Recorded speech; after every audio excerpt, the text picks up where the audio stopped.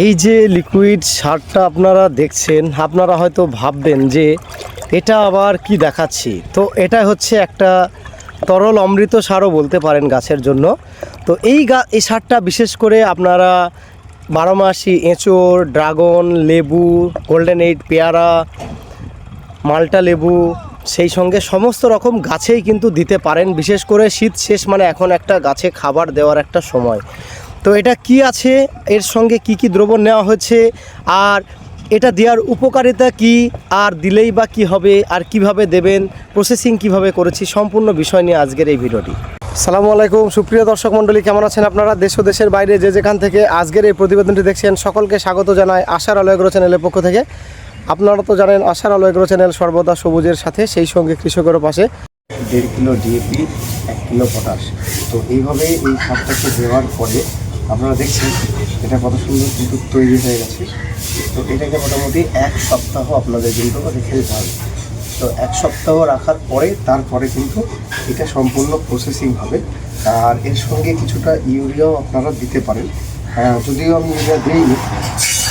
তো এর সঙ্গে ইউরিয়াটা দেওয়ার পরে এই সারটা যখন আপনার 1 সপ্তাহ প্রসেসিং হবে, মাঝে মধ্যেই কিন্তু এইভাবে সারটাকে নাড়া দেবেন। এইভাবে নাড়া দেওয়ার পরে এর যে গরম ভাবটা এটা কিন্তু চলে যাবে। তো সম্পূর্ণ 1 সপ্তাহ এটা কিন্তু রাখবেন, আর কম কিন্তু রাখবেন না, সেক্ষেত্রে আপনার কিন্তু ক্ষতি হবে বিশেষ করে গাছে। তো এইভাবে 1 সপ্তাহ প্রসেসিং হওয়ার পরে তো এটা কী হয়েছে, এটা 20 লিটার দ্রবণ আছে। তো এই যখনই এইটা দেবেন 20 লিটার বালতির ক্ষেত্রে এটা আপনি 1 লিটার দেবেন।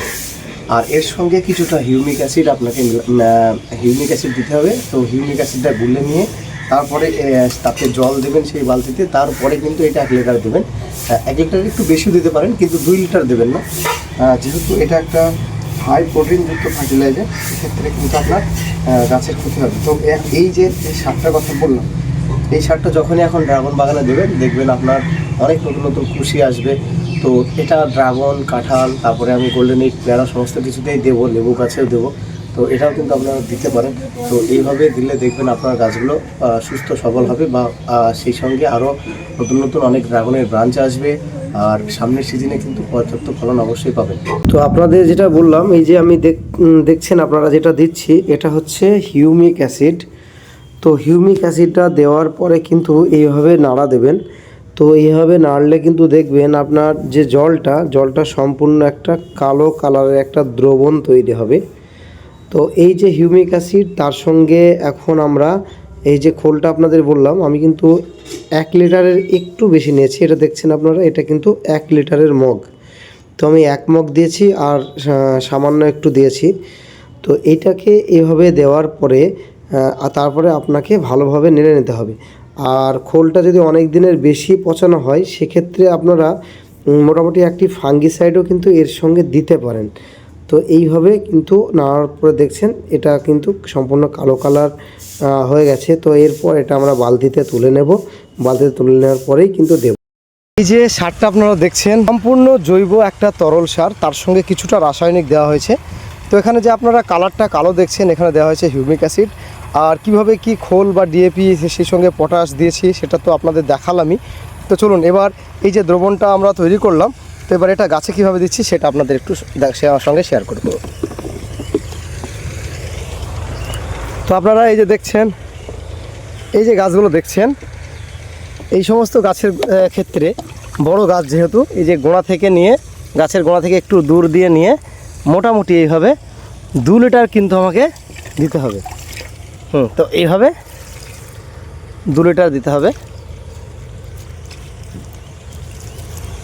এটা হলো যে এখানে ড্রাগনের দেখছেন অসংখ্য কুশি এসেছে, কিন্তু তারপরে এই কুশিগুলো রাখা যাবে না নিচেরগুলো। তো এই সমস্ত ড্রাগনের ক্ষেত্রে প্রত্যেকটা গাছের গোড়ায় আপনি এটা পরিমাণ মতো, তবে একটু খেয়াল করবেন কাণ্ডে না পড়ে। তো আপনি প্রত্যেকটা গাছে এরকম মোটামুটি 1/2 লিটার পরিমাণে দিলেই যথেষ্ট। তো এইভাবে দিয়ে দেবেন। এই যে ছোট্ট ছোট্ট গোল্ডেন এইট ফুল অলরেডি চলে এসেছে। এই জায়গাটাতে লক্ষ্য করুন আপনারা, এখানে দেখুন 2টো ফুল কিন্তু এখানে। তো এখানে এই সমস্ত গাছগুলোর ক্ষেত্রে 1 লিটার পরিমাণ দেব। একটু গোড়া থেকে একটু দূর দিয়ে দেওয়ার চেষ্টা করবেন। তো এইভাবে দেবেন, তাহলে দেখবেন গাছগুলো আপনার খুব সুন্দরভাবে বৃদ্ধি হবে। কাঁঠাল এখানে দেখছেন, কাঁঠাল কিন্তু ধরেছে।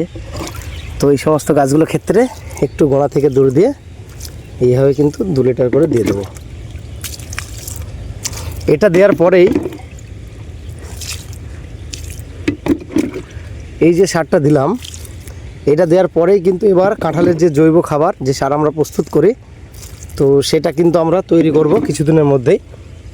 তো তারপরে কিন্তু আরেকবার কিন্তু এবার খাবার দেব। আজকের ভিডিওটি কেমন লাগলো অবশ্যই কমেন্টে জানাবেন। ভিডিওটি ভালো লাগলে অবশ্যই একটি লাইক করবেন। দেশ ও প্রবাস থেকে অলরেডি আমার চ্যানেলকে যারা সাবস্ক্রাইব করে রেখেছেন তাদেরকে অসংখ্য ধন্যবাদ। আশার আলো এগ্রো চ্যানেলের সঙ্গে জুড়ে থাকার জন্য নতুনদের উদ্দেশ্যে একটি বার্তা, আপনারা আমার চ্যানেলকে সাবস্ক্রাইব করে অল নোটিফিকেশন বেলটা অন করে রাখবেন, যাতে করে আমি কোনো ভিডিও দিলে খুব সহজে আপনারা নোটিফিকেশন পেয়ে যান। প্রত্যেক ভিডিওর শেষে আমি আপনাদের যেটা বলি আবারও বলছি, আপনারা সকলে ভালো থাকবেন, সুস্থ থাকবেন, সবুজের সঙ্গে থাকবেন, সেই সঙ্গে আশার আলো এগ্রো চ্যানেলের সঙ্গে সদা সর্বদা জুড়ে থাকবেন।